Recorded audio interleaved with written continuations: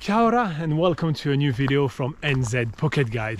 Today I'm going to go over everything you need to know about romantic accommodation in New Zealand. So without further ado, let's get started.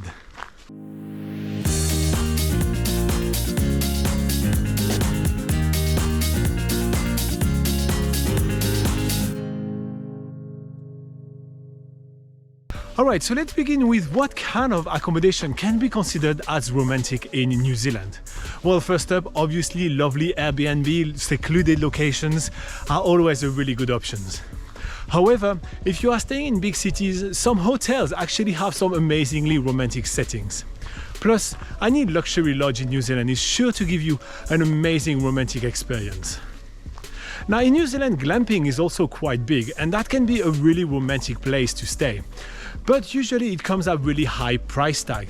So if you want to try glamping in New Zealand and are on a budget, maybe you want to consider holiday parks. Quite a few holiday parks around the country have some glamping options at budget price. Whew, it's going to be bright right now. Next up on our list, we have motels. A lot of people rule out motels as some of them are quite old and dreary. But a lot of motels in New Zealand actually include spa baths in their rooms, and that is kind of a really cool option when staying in, in a place where it can be quite cold, quite rainy, such as New Zealand, South Island, and around the Franz Joseph area, for instance. Alright, so if you are planning some surprises such as a proposal or an anniversary surprise, hosts in New Zealand are usually really keen to help out. Kiwis are a cheeky bunch and we do love to plan surprises. So if you have something in mind, make sure to chat to your host and they can be quite accommodating. If you are planning a trip to New Zealand for your honeymoon, don't be shy about telling your host that you are doing so. A lot of hotel and accommodation providers have something in place for that, should it be a free glass of bubbles on our arrival or some extra chocolate. Everybody has usually something prepared for honeymooners, so don't be shy of telling your provider that you are currently on your honeymoon. Now, something a little bit less fun is cancellation. When traveling around New Zealand, sometimes some cancellation will have to happen, and pretty much all providers have some different cancellation policies.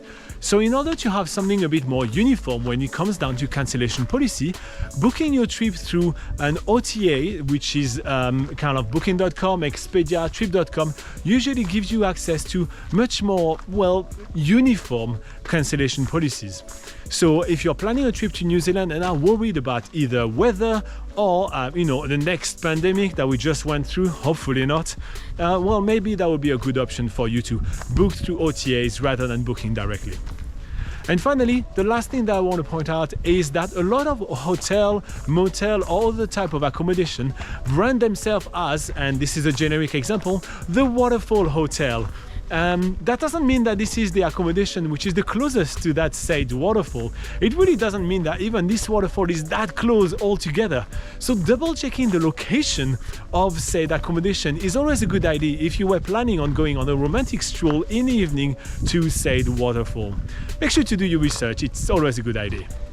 Alright, so there is much more for you on nzpocketguide.com, so check it out.